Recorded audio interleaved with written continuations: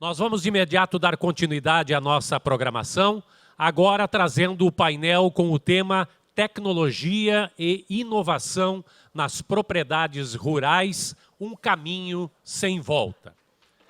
Convidamos para compor o palco como moderador desta atividade, o assessor da presidência da Farsul, Luiz Fernando Cavalheiro Pires. Por favor, Luiz Fernando. Luiz Fernando Cavalheiro Pires é advogado pela Pontifícia Universidade Católica do Rio Grande do Sul, produtor rural em São Luís Gonzaga, pós-graduado em Direito Agrário e Ambiental aplicado ao agronegócio, parceira do IUMA com a Unip de São Paulo. É assessor da presidência da Farsul, desempenhando atividades de acompanhamento dos projetos legislativos de interesse da classe rural em tramitação na Assembleia Legislativa do Rio Grande do Sul e no Congresso Nacional, contribuindo na multiplicação de conhecimentos de desenvolvimento sustentável aos produtores e trabalhadores rurais. Realiza ainda ação referente à manutenção de relações institucionais com as assessorias parlamentares de outras entidades, em particular de federações tais como Fiergs, FEComércio, FCDL, Federasul, FAMURGS e FETAG. E convidamos para compor o palco os nossos painelistas. Antônio Arns, engenheiro mecatrônico. Betânia Longaray Fonseca, diretora da Sementes Rancho King. E Lucas Cardoso, da Green Next. Antônio Arns é formado em engenharia mecatrônica pela Pontifícia Universidade Católica do Rio Grande do Sul. Fez de seu trabalho de conclusão uma oportunidade de desenvolver um protótipo de Vante para o Instituto Geral de Perícias do Rio Grande do Sul. E logo passou a utilizar esta tecnologia em prol da agropecuária. Sócio da empresa familiar Werner Arns, situada em Uruguaiana, filho e neto de produtores rurais, sabedor dos desafios da agricultura, Antônio vem pesquisando e desenvolvendo soluções para a lavoura há mais de 15 anos. Diante da crescente demanda e de muitos resultados positivos, fundou em 2016 a Armstronics Vant e análise de dados, atuando no segmento de agricultura de precisão, com trabalhos em andamento em todo o estado. Betânia Longaray Fonseca é farmacêutica industrial e mestre em gerontologia, possui MBA em Gestão Empresarial pela Fundação Getúlio Vargas, especialista em Ciência e Tecnologia de Sementes e também em Gestão e Tecnologia Industrial. É doutora em Fitotecnia pela Universidade Federal do Rio Grande do Sul. Uma entusiasta da pesquisa e desenvolvimento, buscou focar sua formação em projetos inovadores. Em 2011, assumiu a área de garantia de qualidade das sementes Rancho King e em 2015 assumiu a direção executiva da empresa. A empresa se destaca na produção de sementes de arroz e soja na metade sul do estado do Rio Grande do Sul. Focando-se em produtos e serviços inovadores, em 2020 inaugurou uma área dedicada somente à qualidade, com estufas para testes de sementes e produtos, bem como áreas experimentais para testes da qualidade fitológica e sanitária nas sementes produzidas na empresa. Lucas Brasil Cardoso é engenheiro de automação pela Universidade Federal do Rio Grande, a FURG, e conta com mais de 8 anos de experiência empreendendo. Em 2019, fundou a Green Next com o objetivo de criar novas tecnologias para o meio agro. Desde então, Lucas vem levando a Green Next em parceria com seus sócios e colaboradores para um novo patamar, onde recentemente a equipe garantiu um investimento semente de R$500 mil entre a aceleradora Venture e um fundo privado da agropecuária Canoa Mirim, com o objetivo de tornarem-se a maior plataforma de gestão de recursos hídricos do Brasil. Lembramos a todos que as perguntas devem ser formuladas por escrito. Aqueles que estão nos acompanhando de forma online também utilizem o chat para as perguntas. Passamos então a palavra para a condução dos trabalhos dessa atividade a Luiz Fernando Cavalheiro Pires. Bom, boa tarde a todos. É um prazer muito grande estar aqui em Capão do Leão, né, justamente numa abertura tão bonita. Quero agradecer a FederArroz, na pessoa do presidente Alexandre Velho, do Robertito, do Anderson, de toda a equipe, que realmente é uma feira excelente, única, com oportunidades únicas. E o tema é muito comum para o que tem aqui hoje, né? Se nós caminharmos aqui nessa feira, vamos ver tudo do que é mais moderno já disponível para os produtores poderem observar. E o tema é muito sugestivo. Acabamos de escutar aqui, eu quero cumprimentar o Frederico, meu amigo, né, que vai ser homenageado também hoje junto com o meu diretor Domingos, junto com o Luquinhas e toda a turma, com a pá do arroz, justamente porque foi colocado a visão de produtor, né, dos modelos de produtivos, né, o que nós estamos usando aqui na região da metade sul, na campanha, no sul, na fronteira oeste, com a integração arroz, soja, milho, já foi dito, a pecuária, que é a característica daqui. E agora nós vamos ter a oportunidade de ouvir justamente o que as novas tecnologias podem aumentar a eficiência da produção nossa, o que ela pode trazer de competitividade, rentabilidade, que é o que o produtor mais deseja, né, Betânia, Antônio e Lucas. E justamente a ideia nossa aqui é ouvir vocês, porque o tema diz, é um caminho sem volta. Se o produtor quer permanecer no negócio, e está aqui o Donário, que é o nosso CEO da Farsul nessa questão de inovação e tecnologia, e muito aprendi, escuto muito o Donário junto com a Betânia lá na comissão de inovação da Farsul. A oportunidade é justamente ouvir, e os produtores estão aqui para isso, para ver o que essas novas tecnologias podem e devem, sim, fazer parte do dia a dia do produtor. E para começar, hoje eu começo com a Betânia, primeiras damas, né? Até porque o Frederico está por aqui também, o Bartos Menezes, está de aniversário hoje, quer ouvir também a esposa falar um pouquinho aí. Betânia, com a palavra. Olá, boa tarde a todos. É uma grande honra, uma grande alegria estar representando aí os produtores hoje nesse painel. Na verdade, parece que eu tinha combinado com os palestrantes anteriores, porque eu vou trazer muitos temas correlacionados com o que foram falados sobre essa parte de integração de sistemas, integração lavoura-pecuária, e como isso também é inovador e pode nos trazer bons resultados. Antes de começar, então, a minha palestra, eu não posso deixar, então, de agradecer a Farsul, né, a Comissão de Inovação, a qual também faço parte, a FederArroz, por ter me convidado aí para falar nesse painel, e também parabenizar a FederArroz por essa feira incrível, porque a gente tinha um case, né, e eu acho que aqui hoje nós estamos superando todas as expectativas de case de sucesso, e a FederArroz realmente alcançou uma excelência nessa abertura da colheita do arroz. Então, parabéns. Para começar, eu quero dizer que, na verdade, eu sou só uma porta-voz de muitas mentes e trabalhos. Então, eu tenho que agradecer aqui aos meus pais, a minha irmã, a qual a gente compartilha a gestão da empresa. Então, meus pais, Paulo e Gisela, que estão aqui, a minha irmã, Paola. Também agradeço ao meu marido, que, como eu, é produtor rural, pela infinita troca de ideias que a gente faz diariamente para a melhoria das nossas propriedades.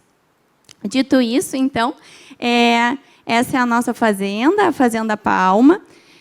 Eu, na verdade, não vou trazer nada de inovador, eu vou falar do nosso dia a dia, do que a gente faz e dos experimentos que a gente tenta realizar para otimizar os recursos que a gente tem. Nós estamos localizados, então, em Camaquã, entre a Lagoa dos Patos e a BR-116, perto do famoso banhado do colégio, tá?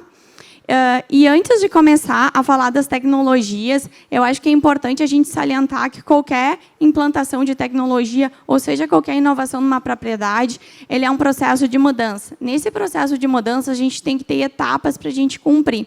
Porque, muitas vezes, se a gente vai pulando etapas, a gente pode não ter o sucesso que a gente desejava.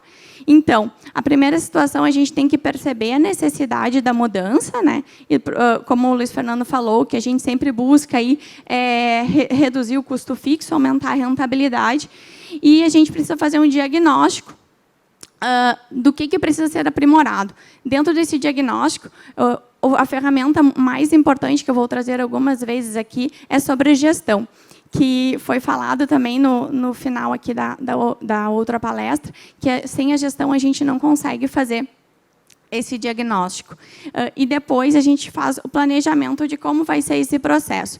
Isso é importante, mas, sem sombra de dúvidas, o mais importante é o engajamento e o treinamento das nossas equipes, que também foi falado. Então, o que é importante? Trazer as equipes para dias de campo, levar a treinamentos, fazer experimentos, mostrar os resultados dos experimentos que a gente tem, levar em propriedades que já estão com aquela inovação, para eles verem como funciona, para se sentir confortável de também fazer aquela aplicação.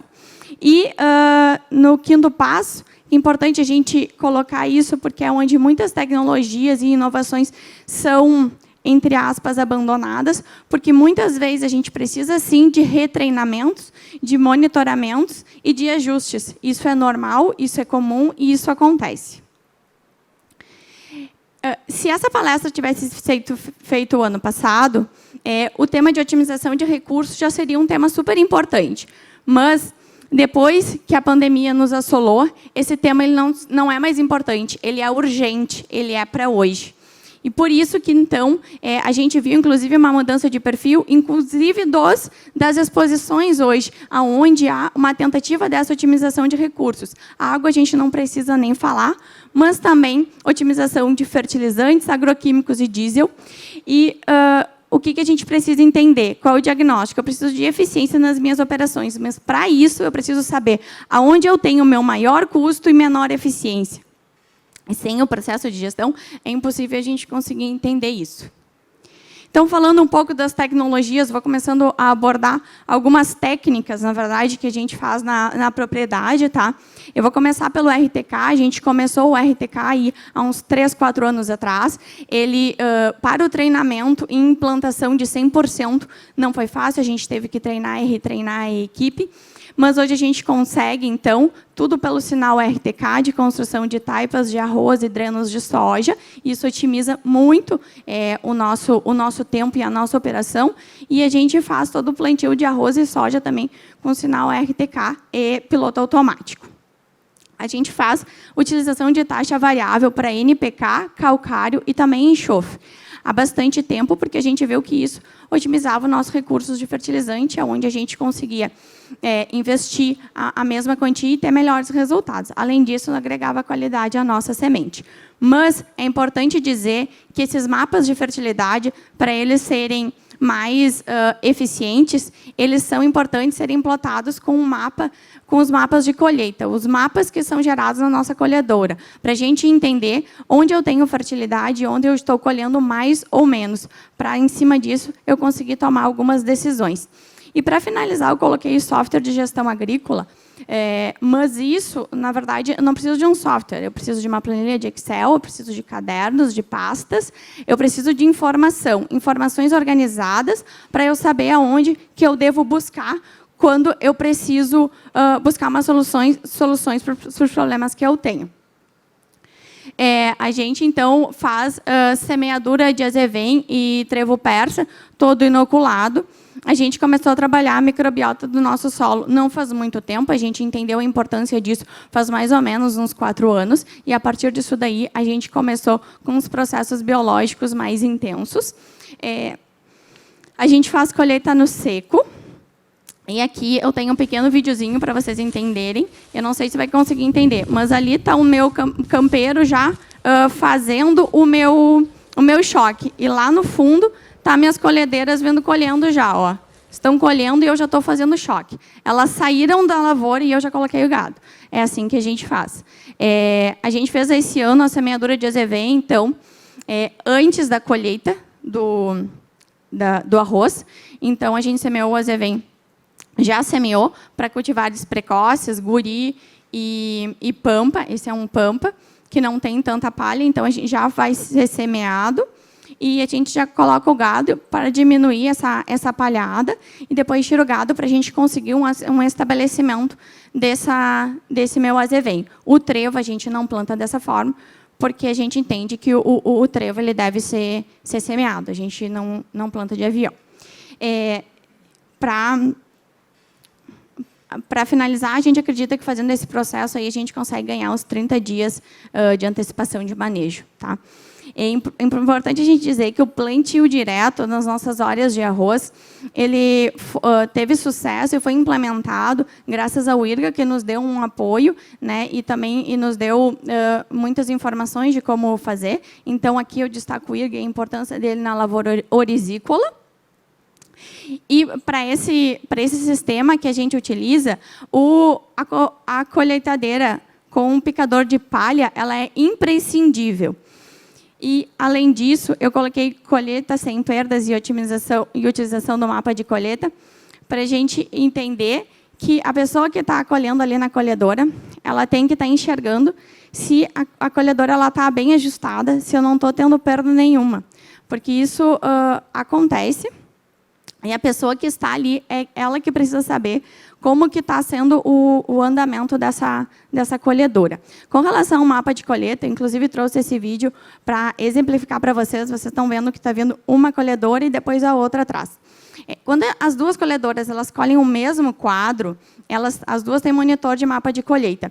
O mapa de colheita ele não fica 100% confiável. Então, o que a gente compreendeu? Que cada colheitadeira tem que colher um quadro para o mapa de colheita ser 100% confiável.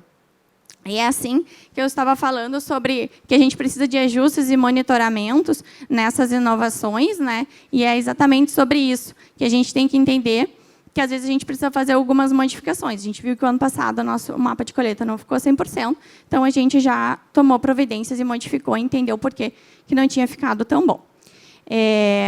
Logicamente, aí, puxando um pouco a brasa para o assado da importância da semente, né? Mas a gente faz, entre aspas, plantio no cedo, que na verdade não é no cedo, mas para nós aqui da nossa região seria mais ou menos, que é um plantio até 20/10, e quando é possível, quando a gente tem água, a gente começa a irrigação precoce, como é preconizado pelo IRGA, né? Em V2 e V3. Para reduzir a quantidade de perda por qualquer dia de atraso de irrigação.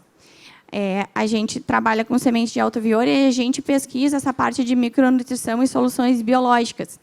Que isso também é uma inovação. A gente sempre faz experimentos lado a lado, tá? Então a gente começou já está bastante usual. Então, azospirilos, a gente fez o experimento aí com o azospirilos com a Embrapa e nos deu um resultado aí de eficiência de 15 sacos lado a lado, só pela utilização do azospirilo, que é uma coinoculação em arroz. E a gente faz essa micronutrição principalmente visando, no momento, zinco. E a gente vai passar agora para outros micronutrientes, que o zinco já está estabelecido, nos dá uma diferença de 4,5 sacos, que foi mais ou menos o que a gente achou nos nossos experimentos. A gente faz parcelamento aí de nitrogênio, que é bastante usual, mas também a gente faz parcelamento de potássio, porque a gente sabe que o potássio tem muita perda, então a gente entendeu, né, estudando, que parcelar o potássio também seria importante para melhorar a eficiência da absorção dele na planta. Plantio direto em soja já está muito bem estabelecido, né? A gente faz o plantio do azevém aí, então, na caída da folha da soja. A gente desseca e a gente coloca a gente deixa mais ou menos o azevém com 15 centímetros, tenta não deixar muito acima disso daí para conseguir dessecar, e fazer a técnica que, para nós, foi a que melhor se encaixou e que a gente melhor trouxe resultados. Que é passar o descompactador. Não está saindo o videozinho. Foi. Passar o descompactador, que é exatamente isso daqui, tá, a palhada ali, a gente descompacta o solo, vai depender do solo, né? Tem que ver com o penetômetro quanto que precisa descompactar, mas esse a gente enxerga como o casamento perfeito, onde o descompactador, o suco formado pelo descompactador, ele consegue ser um armazenador de água, ele armazena água naquele suco, mas a gente precisa da forrageira para fechar aquele suco e conseguir conservar a umidade dentro daquele solo. Isso, para nós, foi bem importante. E esse ano, que a gente teve mais tempos sem chuvas, vamos por assim dizer, que não dá para chamar de seca na nossa região, ele se mostrou bastante eficiente e a gente viu realmente que esse casamento ele funciona. Descompactador com forrageira de inverno. A gente, além de plantar azevém, a gente também fez experimentos com inúmeras forrageiras, tá? Além do azevém, que já é algo bem consolidado, a que melhor se adaptou para a nossa realidade foi a aveia ucraniana. Então, a gente também faz plantio de aveia ucraniana para fazer essa forragem. Tá? Então, a gente também tem cobertura de inverno, como todos, né? e a gente coloca fósforo também no inverno. Então, a gente consegue parcelar essa fertilidade aí. A gente utiliza a plantadeira pneumática porque nós tínhamos 2 plantadeiras comuns e a gente via muito problema de estande. Então, a gente trocou 2 plantadeiras comuns por uma pneumática maior, e isso nos otimizou o processo e nos melhorou a distribuição e o estande de plantas. E esse ano, a gente foi projeto piloto dos sistemas de plantio inteligente, que é um sistema onde a gente acopla na plantadeira, tá? Que faz redução de falhas e duplas, desligamento linha a linha, né? Então, eu otimizo, né, a utilização de sementes, e a gente entendeu que, como não tem transpasse e elas são melhores distribuídas, a planta de soja melhorou o engalhamento e também a sanidade. E isso a gente acredita que vai se refletir em produtividade, a gente vai colher para poder dizer. Eu coloquei plantio parcelado, entre aspas, porque a gente sabe que não são todos os anos que nos permitem, mas a gente faz um processo onde a gente começa a plantar dia 25 de outubro, mais ou menos, dependendo da condição do solo, se o solo está úmido e nos permite, e a gente começa a plantar. Se a gente verifica que o solo perdeu a umidade, a gente para. E espera a tão querida e abençoada chuva. E aí você diz, mas se a chuva não chega, a gente espera mais um pouquinho. Se a chuva não chega, a gente espera mais um pouquinho. Porque se a gente não tem, a gente viu que a gente já tentou forçar e a gente não tem estande de planta estabelecido, e isso reflete na produtividade diretamente. Então, a gente tenta antecipar um pouco, começar a plantar lá em dia 20, 21, 22 de outubro, para conseguir depois parcelar, porque a gente entendeu que, mesmo que eu plante lá dia 30, ou 1º ou 2 de dezembro, tendo estande de plantas, é o que mais importa. E a gente faz inoculação, normal, todo mundo faz, co-inoculação com azospirilo, também já acho que está bem estabelecido, é algo que mostra bastante resultado. E, como eu falei, a gente começou a trabalhar microbiota de solo, a gente faz aí co-inoculação com pseudomonas, 4 tipos de bacilos, porque a gente entendeu que isso está melhorando a sanidade das nossas plantas e melhorando também a fertilidade do nosso solo, que a gente sabe que essas bactérias, esses bacilos, eles têm essas ações também de promoção. Eu estou tentando, assim, falar rápido, porque é pouco tempo, mas está aqui o nosso plantio aí com o sinal RTK, ali vem a nossa plantadeira e com piloto automático, tanto para arroz quanto para soja. Me perguntam se tem tecnologias a serem aplicadas, tá? A gente tem mais de 1.000 startups voltadas para o agronegócio, e esse site é bem interessante, Radar AgTech, porque ele faz um mapeamento de todas as startups do agro, e aonde elas estão, o que elas fazem, e é um site bem interessante para a gente acessar e também começar a conhecer essas tecnologias. Depois a gente tem aí o primeiro site, que é vinculado à nossa Comissão de Inovação da Farsul, e a gente tem startups, como os nossos colegas, ali não é startup, é scale-up, é empresa já, né? E aqui era startup, não é mais a scale-up.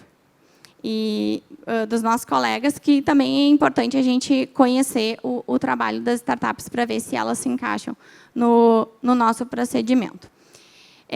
Eu acho que, assim, as oportunidades surgiram, elas já estavam postas na mesa, mas a pandemia realmente ela nos trouxe, e eu não estou falando de compra e venda por WhatsApp e toda essa parte que a gente está usando. Eu estou falando de coisas de otimizar recursos mesmo, que estavam postos na mesa e agora realmente está vindo para a gente utilizar. Nós já fizemos um projeto piloto com imagens de satélite. Eu até quis trazer esse exemplo para vocês, porque às vezes a gente acha, não, mas aquilo não deu certo, então não vou mais tentar. Nós fizemos imagens de satélite para arroz. Não funcionou muito bem, porque a imagem vinha a cada 20 dias, e o arroz ele não tem 20 dias para te ficar esperando para tomar uma atitude. Então, a gente acha que, no momento, os drones que fazem essas imagens NDVI, que estão postos aqui e apresentados, e a gente tem inúmeros projetos, aí, startups, com esses drones, eles realmente vão começar a ser efetivos. Com relação à captação de carbono, que está se falando muito, essa vai ser uma realidade das nossas propriedades, né? Certificação de carbono vai ser uma realidade que vai vir assim para nos para ficar. A gente começar na nossa fazenda já com um projeto piloto de certificação de carbono, para ver se a nossa propriedade é carbono neutro, carbono positivo ou carbono negativo. E isso veio para ficar. Análise de nutrientes de solo e plantas. Essa nova tecnologia LIBS, a GLIBS ali que vocês estão vendo, Plataforma Inteligente Artificial, que foi desenvolvida por uma startup junto com a Embrapa, e hoje está disponível, a gente também vai começar a utilizar. Ela não precisa mais fazer aquela parte que a gente tem que tirar o solo, mandar para análise, voltar. Eu estou com um problema, eu vejo a folha, não sei o que é, mando para o laboratório. Não. Esse equipamento ele vai lá para a fazenda, tu coloca a folha ali e ela já te dá o elemento que está faltando. Coloca o solo, ela já te dá o elemento que está faltando. Então, esse equipamento eu trouxe, e a gente vai começar aí também um projeto com eles. Eu acho que é um equipamento bem importante para a gente. E, com relação à integração de sistemas, e aí eu puxo a nossa palestra anterior, que é exatamente o que eles estavam falando. A gente entende que, quando a integração de sistemas está bem estabelecida, e aí a gente não coloca a importância, um é mais importante que o outro, como a Pitangueiras falou, quando ela estiver bem estabelecida, onde a gente tiver forrageiras de inverno, com adubação de inverno, onde a gente vai pegar esse gado, que é um operário. O gado é exatamente aquilo, a gente entende o gado, também ele é um operário do sistema, né? Onde ele vai ciclar todos esses nutrientes, ele tira muito pouco. E a gente vai conseguir fazer o plantio direto, tanto de arroz quanto de soja. A gente vai otimizar recursos, né, de diesel, a gente vai otimizar operações, a gente vai melhorar a fertilidade do solo. Então, na verdade, a gente também vai otimizar os fertilizantes e a gente não vai fazer o revolvimento desse solo. Então, a gente vai ter um melhor manejo de plantas daninhas. Então, a gente entende também que essa integração de sistemas estabelecida, ela vai nos ajudar muito. E eu acho que é um caminho que a gente está trilhando, e a gente aqui, eu também acredito que daqui a pouco vai entrar alguma coisa de trigo, mas eu entendo que a nossa região, metade sul do Rio Grande do Sul, tem uma vocação para a pecuária, e a gente precisa colocar, então, essa integração de sistemas em pauta e discutir ela bastante, porque é o que a gente está tentando fazer, não é fácil, mas é algo bem importante. E, para finalizando aí, eu só quero dizer que, na verdade, as tecnologias elas se complementam, onde eu tenho um mapa de NDVI por drone. Esse mapa de NDVI me gera um mapa, eu coloco esse mapa e comparo ele com o meu mapa de fertilidade e com o meu mapa de colheita. E eu consigo entender melhor as zonas de manejo que eu tenho dentro da minha propriedade.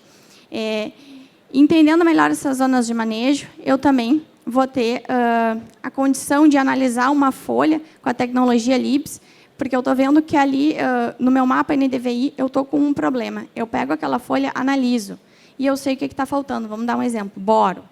Eu vou lá e consigo fazer a aplicação. Como que eu vou fazer a aplicação? Aí eu preciso dos donos de aplicação, porque como que eu vou fazer aplicações pontuais? Somente dessa forma. Então, eu entendo que as tecnologias elas se complementam, assim, elas têm um casamento entre elas. Só queria colocar assim a nossa visão, que é isso. Mas, se me perguntarem qual é a grande ferramenta de tecnologia, seria, sem dúvida nenhuma, a gestão. Porque somente com a gestão eu consigo entender quais são os meus limitadores de produtividade. E foi assim que lá na fazenda, pouco a pouco, a gente conseguiu entender e está entendendo, e todos os dias vai entendendo um pouco melhor quais são os limitadores de produtividade que a gente tem. E o produtor rural ele tem vários pontos importantes para conseguir fazer essa gestão, porque a gente tem poucos níveis hierárquicos. Eu consigo, né, eu falo com o aguador, eu falo com o mecânico, eu falo com o tratorista, e eu consigo entender os problemas dele. Além disso, a gente tem todo o conhecimento da atividade desenvolvida, o que facilita também para a gente buscar soluções. E o processo sucessório também está nos auxiliando bastante nesse processo de busca de soluções. Mas a gente tem que ter alguns pontos de atenção. O produtor rural, ele desenvolve inúmeras atividades. Ele é comercial, ele é TI, ele é executivo, ele é o RH, ele é o técnico, ele é tudo. Ele está dentro da operação. Quando a gente está muito envolvido dentro da operação, a gente não consegue dar 2 passos para trás e conseguir enxergar o problema com melhor nitidez para buscar uma solução. Então, isso é importante. A gente conseguir dar 2 passos para trás, não ficar tanto no operacional, que eu sei que é importante, vamos dizer que, não, mas eu tenho que fazer, concordo, a gente tem que fazer, mas a gente precisa desse momento onde a gente está enxergando a nossa propriedade de fora, enxergando os problemas e buscando as soluções. E o nosso calcanhar de Aquiles, aí, que eu não preciso, que é chovendo molhado, que é a mão de obra, né, que a gente não tem uma mão de obra qualificada nas nossas lavouras. Deixa eu voltar para lá. Então, finalizando, tá? Eu faço as considerações finais, que eu tenho que conhecer os problemas e buscar as soluções, analisando a viabilidade de cada uma. E aí eu puxo o Frederico, que foi a mesma coisa que ele falou. Porque, muitas vezes, uma solução que é viável para o meu vizinho não é viável para mim. Então, fazendo experimentos, que é o que a gente faz na nossa propriedade, testando algumas coisas, pegando um equipamento emprestado, indo na propriedade de um vizinho, testando realmente para ver se aquilo é viável para a gente financeiramente e também operacionalmente, né? Estar atento às pesquisas e participar de eventos, como um evento como esse, que é absurdamente enriquecedor. A gente sai daqui com muito conhecimento, né? Muitas coisas para pensar e para serem aplicadas. Eu ter fornecedores e parceiros, pessoas que realmente me ajudam a buscar soluções para os meus problemas, né? E treinar a equipe para engajá-la em todas as etapas do processo. Todas as etapas que eu tenho, eu preciso de uma equipe engajada para me ajudar. Então, era isso. Eu agradeço imensamente toda a oportunidade de estar aqui. Comecei com uma foto da fazenda, termino com a foto da empresa, mas assim, a foto que eu mais gosto, que eu compartilho com vocês, é do meu filho aí desejando uma ótima safra a todos nós, gente.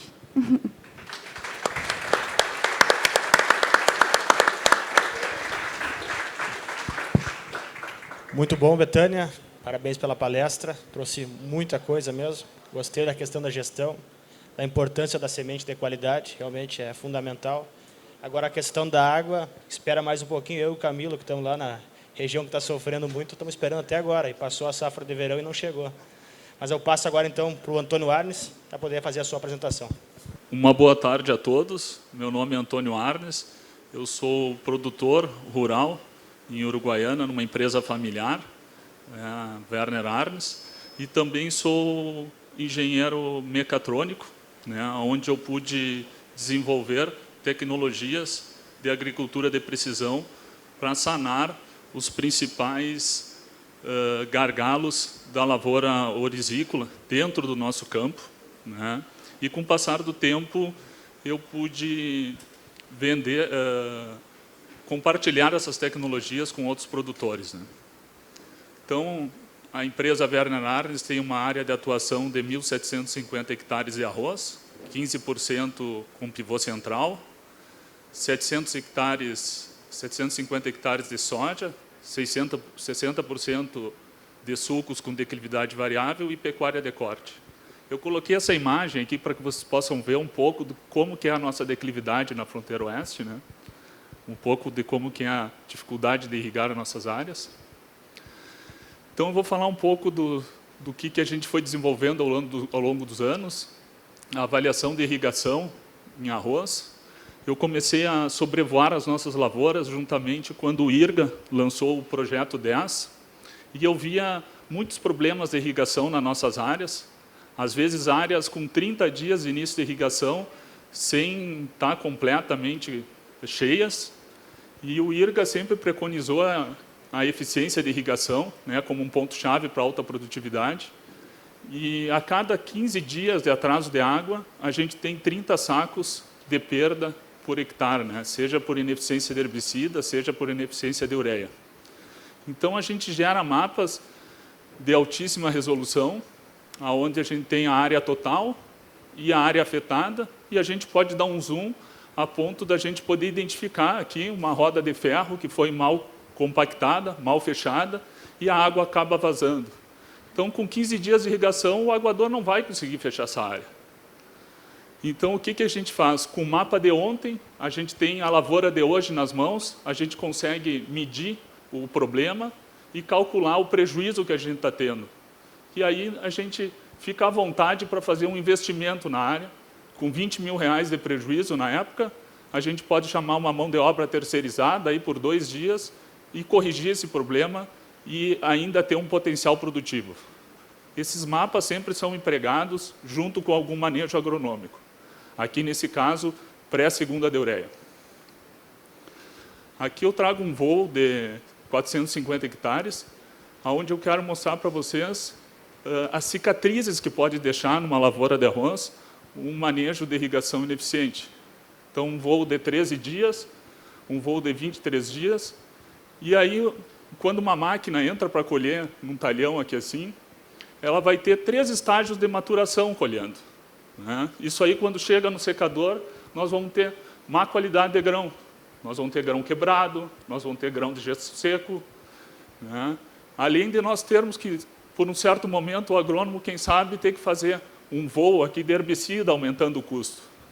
Então, muitas vezes, o problema de irrigação está no gestor e não no colaborador.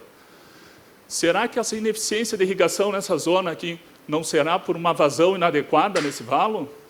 Então, a gente tem que se perguntar se esse valo foi limpo no inverno, se essa estação de bombeamento está com a vazão corretamente dimensionada, né? Esses planejamentos têm que ser muito bem feitos. Aqui eu mostro um mapa termal, né? Onde a gente usou esse mapa na nossa propriedade para fazer uma intermitência, né, na lavoura de arroz, em pleno estágio R3, estágio importantíssimo. A gente deixou a lavoura de arroz durante 6 dias sem água, para tirar a água desse talhão de cima, para levar para um banho numa lavoura de soja.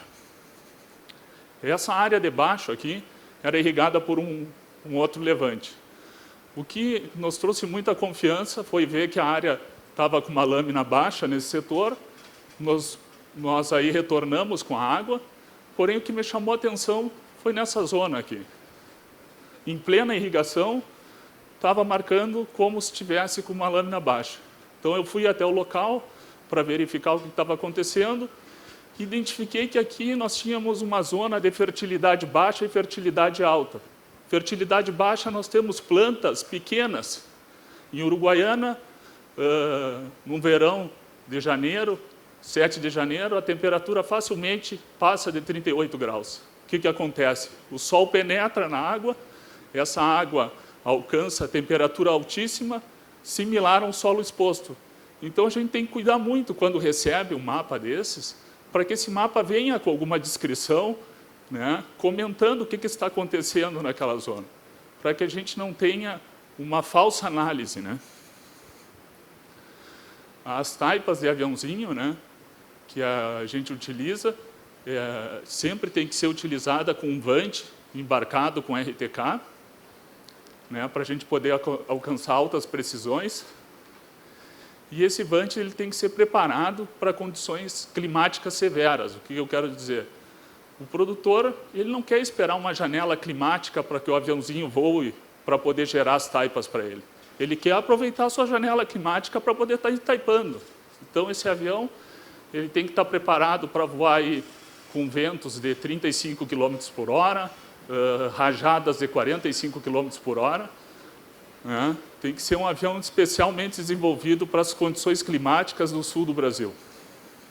A gente pode mapear aí 680 hectares num dia, né? Essa é uma das vantagens desse sistema, e ele gera uma malha 3D, né, de 12 centímetros quadrados.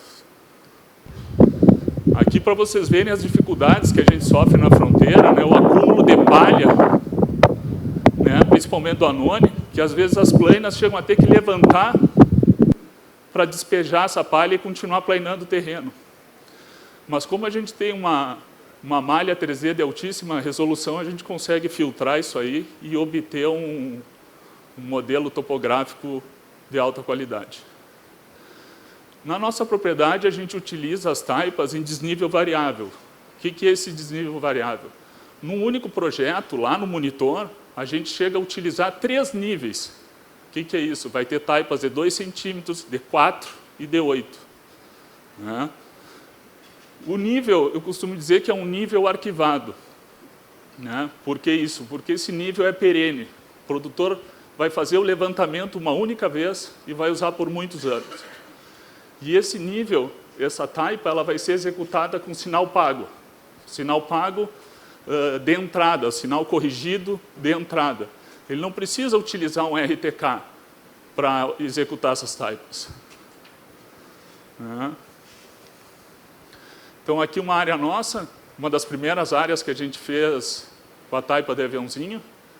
Então, a gente fez colheita no barro em 2015, logo após a taipa de aviãozinho, depois colheita no barro em 2016. Ah, mas muda o terreno? Olha lá, 2019, colheita no barro de novo, terreno continua tendo desempenho topográfico excelente. Em 2020, a gente tem uma grande novidade de manejo agronômico, que foi os sulcos de declividade entrando na rotação. E em 2021, a gente entra com uma outra novidade, que é as taipas sob plantio direto na resteva para fazer da soja, né? Então, sem repetir o levantamento durante 7 anos.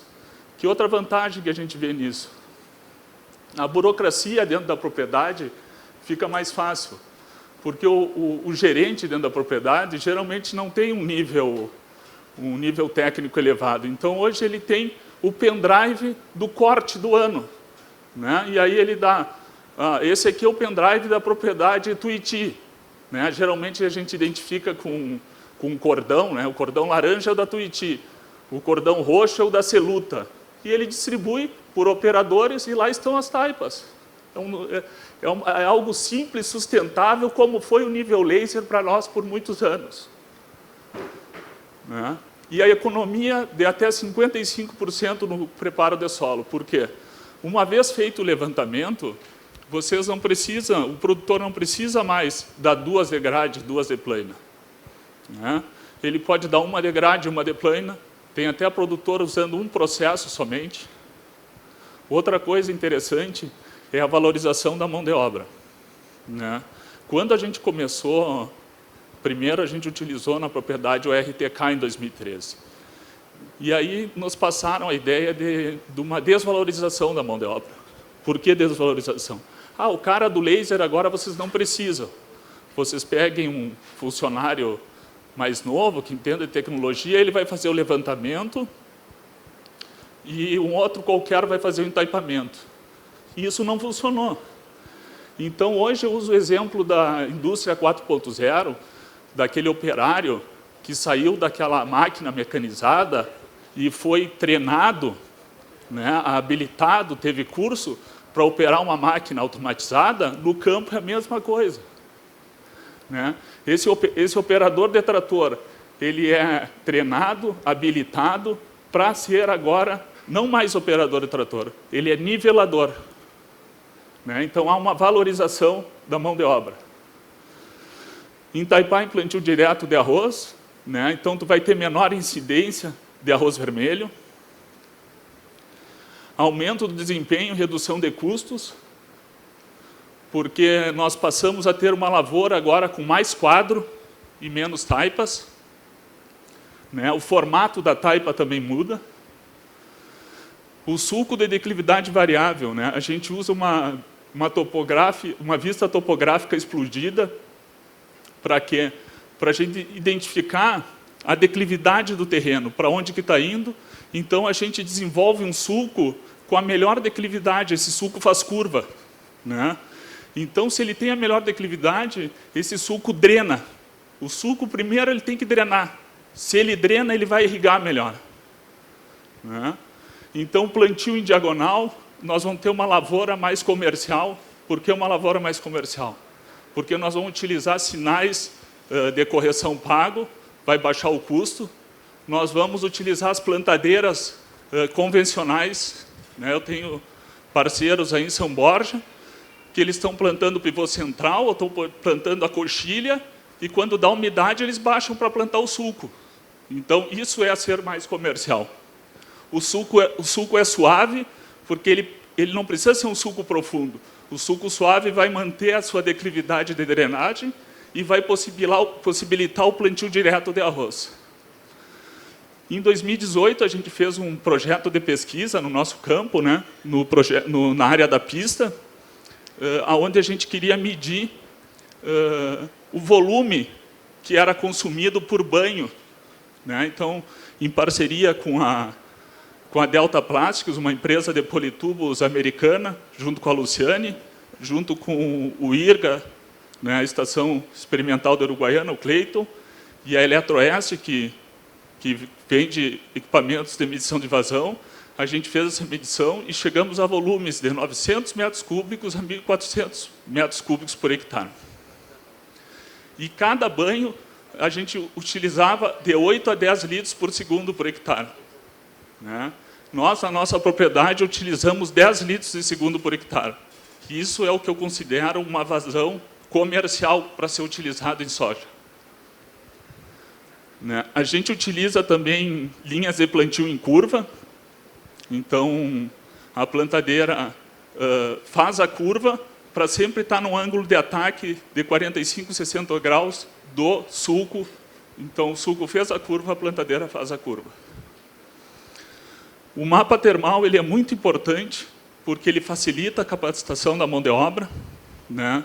Então, aquele colaborador que está aguando, ele está muito acostumado a aguar uma lavoura de arroz. E essa lavoura de arroz leva 7, 15, dependendo da condição, até 20 dias. Então, ele vem com aquele conceito de que, me faltou esse pedacinho. Não, no soja é no máximo 3 a 4 dias, senão a soja vai sofrer. Então, a gente usa essa imagem para marcar sinalizadores no campo e depois ele identificar o que foi de problema para ele corrigir. A taxa variável de nitrogênio, que foi uma pesquisa que nós iniciamos em 2016, que a ideia era a gente obter o máximo potencial produtivo nessas zonas de má drenagem, má plantabilidade. Então, qual que é a ideia? Nós termos um mapa, né, como esse aqui, e botar em qualquer distribuidor de sólidos, seja um Hércules, seja um Tornado. Naquela época que nós iniciamos, em 2016, essa tecnologia não era acessível. Hoje, para tu converter um Tornado, um monitor, um sensor de GPS, atuadores eletrônicos, esse kit hoje vale R$28 mil, então é uma tecnologia acessível essa hoje.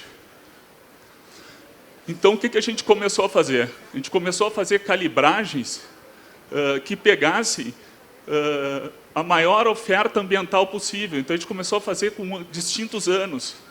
Então, aqui a gente tem diferentes taxas de nitrogênio, 0, 75, 150, 300, 450 quilos de ureia, perdão. E dentro dessas faixas, a gente tinha problemas de população, onde a gente também alocou diferentes taxas. Isso aí foi com o apoio do IRGA, né, dentro das nossas propriedades. A gente fez em diferentes campos que tinham diferentes solos e com diferentes variedades. Colheita manual, colheita mecanizada, que em 2018, um ano deu ninho. E aí, esses dados, a gente usou eles para gerar uma calibragem, para gerar uma prescrição, né, um algoritmo que a gente quer chegar aonde?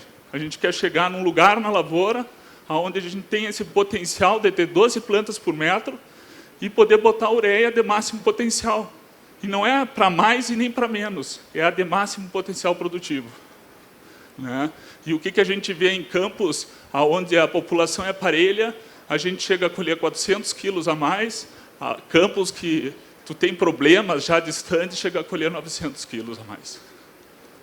E é isso que tu vê. O trator vai transitando e vai realocando de forma mais inteligente essa ureia. Outras tecnologias que a gente usa, aqui nos nossos pivôs centrais, os sulcos, drenagens, que são duas tecnologias que a gente une elas para ter o máximo potencial. Taxa variável em trigo e azevém, que muitas vezes os produtores estão aplicando nitrogênio em locais onde não tem plantas, então a gente pega e redireciona essa ureia para outros locais de máximo potencial. Aqui embaixo, taxa variável de dessecante para soja. E aqui, dois produtores parceiros, o Emanuel e o Thiago Barchet, da Agropecuária Barchet, são arrozeiros, plantam trigo e soja em São Borja, já fazem anos que fazem essas rotações. E eles, então, plantaram trigo em sulco no inverno, acho que foi final de maio. Sobre a resteva do trigo foi plantada a soja, em plantio direto, né, na palhada, utilizando o mesmo sulco de declividade variável do inverno, agora plantaram a soja e serão feitas as taipas e um sistema de plantio direto. Se eu não me engano, eles vão plantar de avião em cima agora, antes da CNC e seu azevém, para entrar o gado. Então, o que eu quero mostrar aqui? É um arrozeiro que ele está buscando formas sustentáveis de ter maior sustentabilidade ecológica no arroz. O que ele quer fazer? Ele quer limpar as suas áreas, né? Claro que ele vai ter alguma renda no trigo, quem sabe alguma renda na soja, mas ele quer, assim como eu, como produtor, ter as suas áreas mais limpas, né? Então, a ideia que eu queria passar aqui, pessoal, era produzir mais com menos e garantir maior eficiência econômica, ambiental e social. Obrigado, boa tarde a todos.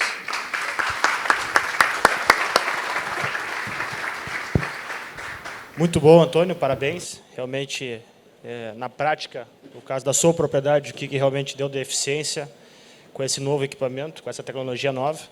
Né, e fiquei com inveja no bom sentido, porque, pelo que eu vi, tudo irrigado ali. Né, e quando tu comentou dos produtores de São Borja, eu estive segunda-feira lá, e lá, Frederico, a perda já é em 35% a 40%, porque não tem água. Mas nós, a nossa propriedade, abandonamos 280 hectares. Também por falta de água. Por falta de água, e então, quem sabe, aí por abandonar mais, infelizmente. Perfeito. É uma triste realidade nossa. De imediato, então, eu passo para o Lucas Cardoso, para que ele possa apresentar a Green Next. Bom, então, boa tarde, primeiramente. É um prazer estar aqui. Eu já agradeço de antemão a FederaRoz pelo convite de estar participando desse painel. Gostaria de falar um pouco com vocês sobre os benefícios das tecnologias 4.0 nas lavouras de arroz, trazendo um pouco da experiência que eu, em nome da Green Next, consegui, enfim, nós, como Green Next, na verdade, né, conseguimos adquirir nos últimos 3 anos. Rapidamente, então, o meu nome é Lucas Cardoso, eu sou diretor executivo da startup Green Next. Nós fomos fundados em 2019, eu sou engenheiro de automação pela Universidade Federal do Rio Grande, a FURG, e sócio fundador aí da startup. Bom, eu queria falar com vocês, começando justamente na questão do papel das universidades em trazer inovação para o agro. O que acontece? Essa foto é minha lá em 2019, quando eu fui a primeira vez na Expo Arroztec, em Pelotas. E esse foi o momento que eu realmente entrei nesse mercado. Só que, como muitos de vocês sabem, essa feira é um pouco mais voltada para a agroindústria, enfim, mais voltada para maquinários e tudo mais, não tão, talvez, voltada ali para outros tipos de tecnologias mais disruptivas que poderiam interessar os produtores. E quem me levou nessa feira foi um professor da universidade, que, enfim, tinha interesse em começar a trabalhar, inclusive com tecnologias para fazer algum tipo de aferição em termos de reduzir a incidência de arroz vermelho na produção. Mas, lá dentro dessa feira, a gente conheceu o pessoal do IRGA, e aí eu conheci depois o André, né, que fica ali em Pelotas, e numa conversa com ele, então, surgiu o primeiro contato do seu Jorge, lá da Granja Quatro Irmãos, que foi quando a gente efetivamente começou a trabalhar. E aí começou o primeiro projeto da empresa, que foi o projeto de réguas para medição de nível. O que é esse grande problema que, enfim, praticamente todos os produtores aos quais a gente já teve a oportunidade de conversar demonstraram? Essa é a situação real. Uma régua dentro de um canal, que é basicamente um pedaço de madeira com marcações que fazem a medição do nível do canal de irrigação. Tu precisa de um aguador para ir até o local, e muitas vezes esses locais, esses pontos de interesse, efetivamente, são afastados, sem cobertura de telefonia ou internet. E, é claro, o produtor ele precisa dessas informações, da captação dessas informações para a tomada de decisão posterior. E aí, naquela primeira foto, eu trago, então, o que a gente chamou de Hydra 1.0, que foi o nosso primeiro equipamento que fazia medições a cada 30 minutos, 24 horas por dia, em um único canal. O canal Fundo da Vila, lá na Granja Quatro Irmãos. Já faz 3 safras que a gente está trabalhando. E o Hydra evoluiu muito. Então, do Hydra 1.0 para o 2, para o 3, que ainda está funcionando nos clientes que a gente tem, a Agropecuária Canal-Mirim, a Granja Quatro Irmãos, a Cooperativa Codic, do Arroio de Chasqueiro, por exemplo.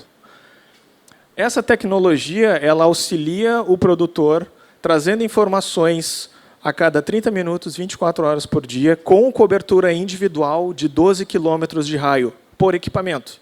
Então, se tu tem um ponto de medição que tu precisa saber dessa informação e ele está a 30, 40 quilômetros de distância, a gente coloca módulos intermediários e faz com que essa informação chegue até onde interessa, até o produtor, até o decisor. E é aqui que essa informação termina. Por que esse gráfico que eu trouxe aqui ele é interessante? Esse gráfico ele mostra basicamente a variação de nível de um levante com acionamento automático. E esse levante da Figueira está funcionando em tempo real, né, lá na CODIC, né, na Cooperativa do Arroio do Chasqueiro. Por que essa curva ela é interessante? Vocês vão notar que existe uma queda acentuada aqui no meio e depois ela volta a subir novamente para estabilizar o nível. Quando essa queda começa a acontecer, são basicamente 5h30, 6h30 da tarde. Porque esse é o comportamento normal do levante com acionamento automático. Ou seja, esse levante se desliga, o canal começa a baixar até ele chegar no ponto de mínimo, que é o que nós chamamos, para que o levante automaticamente se ligue novamente e possa voltar a estabilizar, aumentar o nível e efetivamente estabilizar a água dentro desse canal e continuar abastecendo. Por que essa informação aí na plataforma ela é importante? Simplesmente porque imagina que esse levante ele está afastado a uns 10, 15 quilômetros lá do ponto onde o produtor fica na sua central de irrigação, vamos dizer assim, onde ele tem acesso a um computador. E como essa variação é feita a cada 30 minutos, ele consegue ver exatamente o comportamento da curva do canal a partir da resposta do levante. Se essa resposta, no caso do levante Figueira, e essa resposta vai mudar de acordo com o funcionamento do levante de forma específica, se ela se comportar, no caso do levante Figueira, dessa maneira, significa que o produtor não precisa enviar até aquele ponto para verificar se o levante Figueira foi acionado ou não. Ou seja, ele está economizando gasolina, ele está economizando tempo, ele está, enfim, tendo um processo muito mais ágil em termos de cuidado com o seu processo produtivo. E, é claro, aqui, além disso, a gente ainda mostra todas as últimas medições, novamente realizadas a cada 30 minutos, 24 horas por dia, com outras diversas informações dentro da nossa plataforma. Agora, problemas. O que acontece quando um canal fica cheio de sedimentos? É impossível medir o nível da água nesse sentido. Então, quando isso acontece, a gente precisa trocar esse equipamento do canal. Nem sempre é possível. Então, a gente faz adaptações e, aos poucos, entende. Só que, claro, esse é o método atual, o método arcaico, vamos dizer assim. Essa tecnologia não consegue medir através da grama, obviamente. Então, a gente precisa fazer atravessar esse equipamento, colocar ele em um canal lateral, alguma coisa nesse sentido, que mesmo que não aponte o mesmo nível que o canal anterior, ele ainda assim vai dar uma boa ideia do que efetivamente tu tem ali em termos de nível para poder tomar uma decisão de ligar ou desligar uma bomba, se tu pode ativar ou desativar um levante, enfim, outras informações. Agora, o que acontece quando o vento está muito alto? Isso foi uma situação curiosa, porque esse ponto aí está instalado na parte do canal inferior do levante do Gamela, lá na Granja Quatro Irmãos.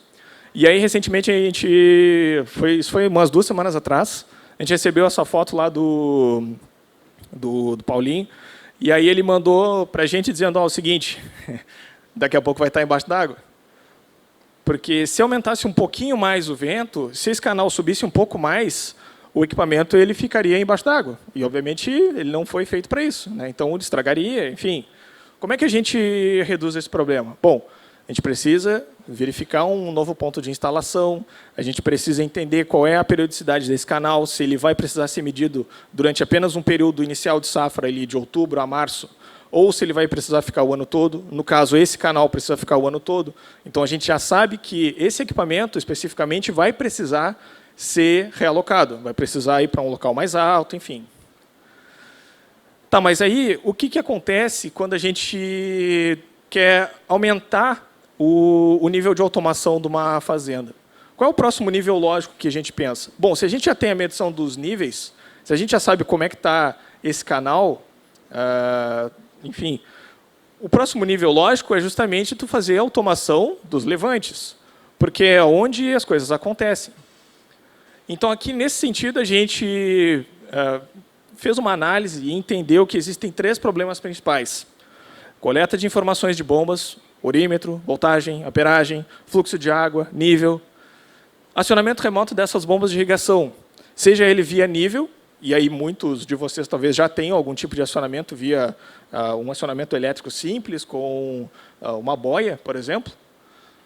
E também a correlação dessas informações de bomba, utilizando, por exemplo, uma régua daquelas que eu mostrei para vocês, do Hydra, com um pluviômetro. E aí, imagine que vocês têm a informação da chuva, onde, sei lá, se estiver chovendo 20 milímetros, isso é o suficiente para que o levante possa ser desligado? Quanto isso gera de economia? Em quanto tempo vocês conseguem fazer a ligação ou o desligamento de determinado levante se essa informação não estiver com vocês no momento correto? Quanto isso representa em milhares, milhões de reais, em uma safra, em 10 safras?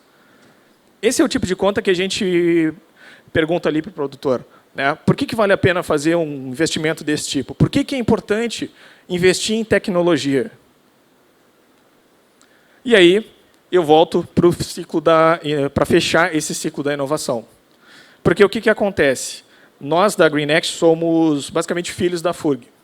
Todos nós aqui da equipe, inclusive os guris estão ali atrás, nós somos formados ou formandos da universidade, e a gente quis trazer um projeto junto ao Centro de Ciências Computacionais, ao qual eu sou engenheiro de automação formado de lá, para desenvolver o Student Experience, que foi um desafio que a gente propôs justamente para encontrar soluções para os levantes, para esses problemas que a gente propôs. Ele começou em novembro de 2021, a gente conseguiu dividir a turma inteira do 4º ano da Engenharia de Automação em 7 grupos diferentes para criar soluções com a parceria da Granja Quatro Irmãos e da Agropecuária Canoa Mirim. Os produtores foram até, obviamente, online, né? Se encontraram com os alunos, conversaram, falaram sobre a realidade dos levantes, apresentaram os problemas. A gente, enfim, montou essas propostas de soluções e agora, no início desse mês de fevereiro, a gente conseguiu finalizar. E, é claro, qual seria o próximo passo, né? A gente precisa de dinheiro para fazer com que o projeto saia do lugar. Então, para isso, a gente conseguiu um projeto junto com a Embrapi Nacional, mais a unidade ITEC, né, que é a unidade Embrapi local da Universidade Federal do Rio Grande, para fazer com que esse projeto seja financiado. Um projeto real, criado por estudantes que entenderam as necessidades que vocês têm e têm o conhecimento para gerar a tecnologia que vocês precisam no dia a dia, para facilitar a vida de vocês. Só para finalizar, hoje, em parceria com a FederaROS, a gente está fazendo o lançamento do aplicativo Meu Hydra.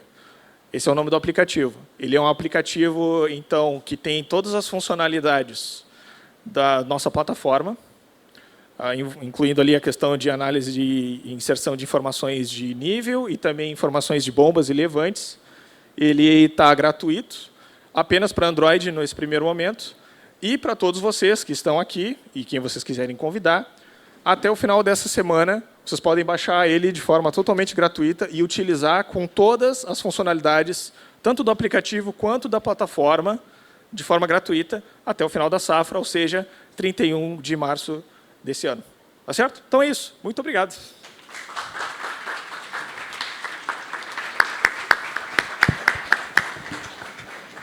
Parabéns, Lucas. Muito rica a apresentação, muito clara. Realmente, a pergunta que eu gostaria de fazer para vocês, em tese, já foi respondida por ti, que é justamente como é que se convence o produtor que essa nova tecnologia, essa inovação vai fazer a diferença na propriedade dele. Porque foi dito por quem nos antecedeu aqui, foi colocado pela Betânia também, que cada caso é um caso, né? Cada produtor tem a sua realidade. Então, justamente nesse sentido, agora foi dito e colocado para todos aqui muitas informações de muita qualidade. Nós temos hoje um cenário diversificado em todo o Rio Grande do Sul. Vocês aqui, pessoal, nessa região da Costa Doce da Zona Sul, estão no oásis, perto do que o Rio Grande do Sul está passando pela grave seca, que na minha região estão dizendo que é a pior dos últimos 100 anos. Então, quando a Betânia trouxe a questão dos recursos, a importância da água, que para o arrozeiro nem se fala, vocês sabem disso, já estão acostumados, para nós hoje ela é fundamental. Sem água não tem produção, não tem vida. Então, a minha pergunta para vocês aqui é justamente como é que se convence o produtor na prática, mostrando justamente o que ele vai agregar de eficiência, competitividade, tempo e também rentabilidade para que ele possa fazer os investimentos necessários. Eu começaria justamente com a Betânia. Eu tenho uma brincadeira que o produtor é igual o São Tomé, né? Que ele tem que ver para crer. E todo mundo está sacudindo a cabeça. Pois é, então, o que a gente... assim, quando eu vejo que uma tecnologia é importante para a nossa propriedade, primeiro eu tento conversar com quem já implantou a tecnologia. Já conversei com várias pessoas, pego o telefone dos produtores e ligo mesmo, perguntando se eu posso ir lá ver como que é a tecnologia. Ou se não, também já aconteceu, né, da gente buscar empresas, eu busco startups e pergunto se eles querem fazer um projeto piloto na propriedade. Né? Disponibilizo alguns hectares para fazer o projeto piloto, para entender como que a tecnologia funciona e se ela é viável para a nossa propriedade também. Eu já conversei com várias startups, várias empresas, sempre buscando isso daí. Porque se a gente se não tem nenhuma empresa ou nenhuma propriedade que tem, então a gente tem que fazer um projeto piloto, porque senão realmente é complicado da gente mesmo se convencer como produtor, né? A gente tem que entender como é que funciona. Lucas, na tua abordagem, tu colocou muito bem que é justamente o teu trabalho no sentido de auxiliar o produtor na tomada de decisão, né? E nós, enquanto produtores rurais, e está aqui o Dr. Domingos, o Marcelo Camardelli e a Paula, estamos num desafio muito grande de poder reservar água, porque realmente nós estamos com um embaraço legislativo e jurídico que está impedindo muitas coisas. Nessa análise que tu tem trabalhado, tu veio da universidade e tudo, tu enxerga algumas barreiras também nessas questões jurídicas que impeçam o trabalho teu como pesquisador já e também como inovador, né, e empreendedor na startup para poder auxiliar o produtor, ou tu, na tua visão hoje, tu tem tido facilidade de poder levar essa informação ao produtor? Na verdade, eu vejo que existem muitos benefícios, até mesmo fiscais, para o próprio produtor, para que ele faça um investimento em tecnologia desse tipo. Em termos ali de redução de ICMS, lei do bem e outros benefícios do tipo. Então, de certa forma, eu acho que ainda falta um pouco do contato, talvez, da universidade com o produtor, mas também do produtor com a universidade. E isso não é um caso isolado para a FURG, de onde eu venho, ou para os casos aos quais eu conheço, né, e posso comentar. Mas imagino que seja uma situação generalizada, de certa forma. Então, acredito que, assim, apesar de existirem entraves, de certa forma, em alguns aspectos, existem, sim, muito mais oportunidades para que o produtor possa fazer um investimento, em termos financeiros, ou, assim, falando da perspectiva de startup. Tem muita startup aí que ela precisa de uma oportunidade. Foi o caso com a gente lá atrás, em 2019, quando a gente começou e teve a primeira oportunidade com a Granja. A gente não ganhou praticamente nada de dinheiro, porque o objetivo lá era fazer com que aquela tecnologia fosse comprovada e se mostrasse funcional. Porque aquilo, inevitavelmente, tinha um valor para o produtor. Porque esse produtor lá no passado deu a oportunidade na primeira vez. Então, isso fica até como uma forma aí de pedido também, de recomendação, claro, né, dentro dos limites, que para encontrar esse tipo de oportunidade, em termos ali de desenvolvimento de tecnologia, das necessidades que vocês têm no dia a dia, que vocês sabem muito melhor do que eu jamais vou saber, procurem essas pessoas, essas empresas, mesmo mais novas, que têm muito menos burocracia e talvez até muito mais interesse, muito mais fome de realmente entregar algo de valor para vocês. Perfeito, Lucas. Antônio, na tua visão, tu, além de empreendedor também, é produtor rural em Uruguaiana, justamente como é que tu enxerga essa questão da competitividade e do uso dessas tecnologias pelo produtor hoje para continuar no negócio, ou se esse caminho é sem volta mesmo, de fato, como é o slogan nosso aqui do nosso painel. Como é que tu vê hoje o produtor que não se adaptar, não usar a agricultura 4.0, 5.0, ele vai estar fora do cenário ou ele ainda vai ser competitivo? Eu vejo que o produtor ele tem que ir se adaptando, porém com cautela, né? Porque tem muita tecnologia que ela é vendida, que ela é cara, mas que muitas vezes chega no campo e ela acaba não tendo muita aplicabilidade, entendeu? Então, ele tem que sair, olhar os outros produtores, ver o que realmente está sendo usado e o que está sendo perene dentro das outras propriedades, para ele aí sim poder estar adquirindo e ter uma tecnologia sustentável. Esse é o ponto de vista. Luiz Fernando, só vou... eu concordo, Antônio, mas aí eu faço o contraponto entre o Lucas e o Antônio, onde o Antônio acha que já tem que estar implementado, já tem que estar... E eu acho que isso é importante.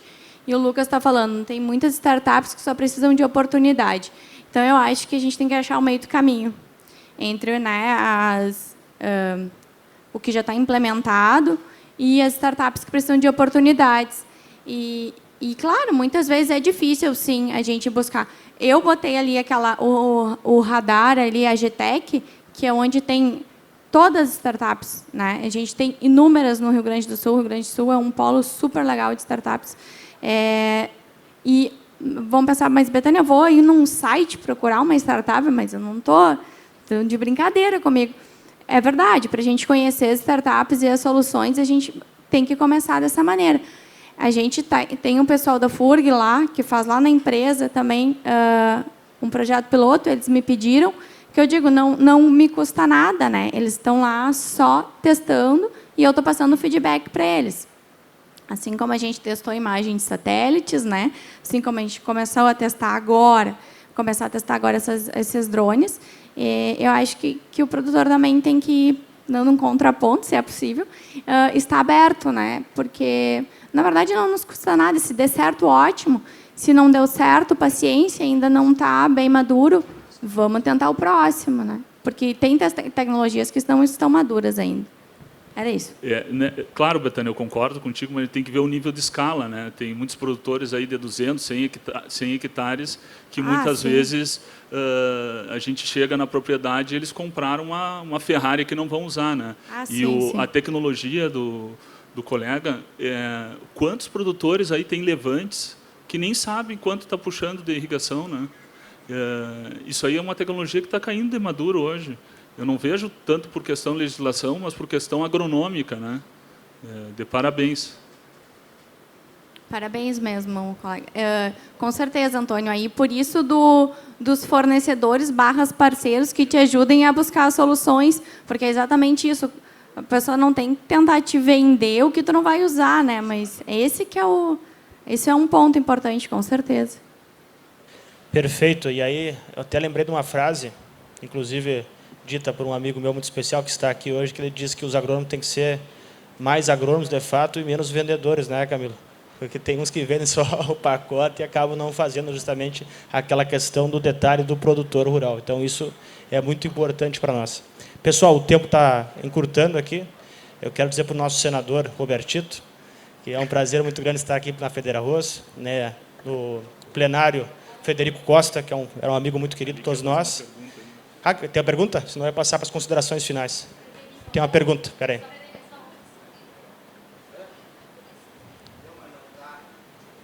Vai, Frederico, aqui, ó. Vamos improvisar, Ângela. Ju.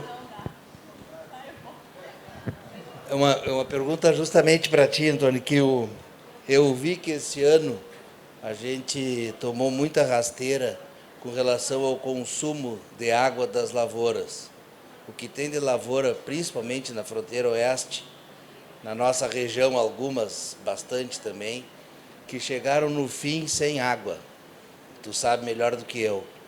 Eu te pergunto, existe algum local que tenha alguma informação do consumo máximo, consumo mínimo? Porque lavouras que foram perdidas não porque plantaram 10% ou 20%, não, lavouras que plantaram exatamente na régua recomendada e se perdeu 20%, 30% dela.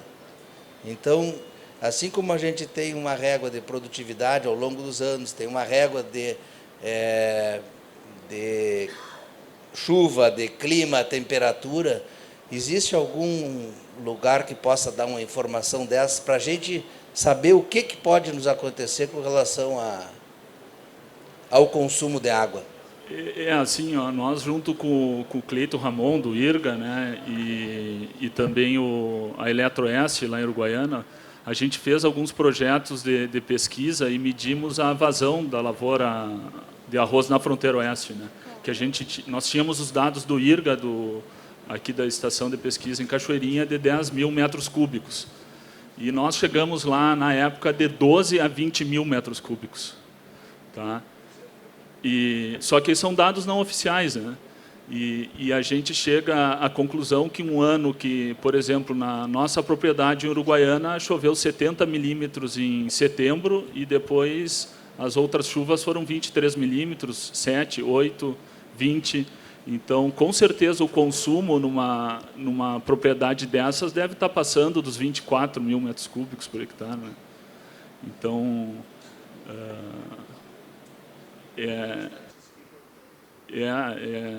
anos de uma seca assim que há 100 anos a gente não via, com certeza os volumes são diferentes. Agora, claro, esse produtor que a gente mediu 20 mil metros cúbicos, o que ele fez? Chegou no estágio de maturação e ele ficou naquelas, eu vou continuar botando água porque eu não quero arroz quebrado e porque vai ser a última lavoura que eu vou chegar.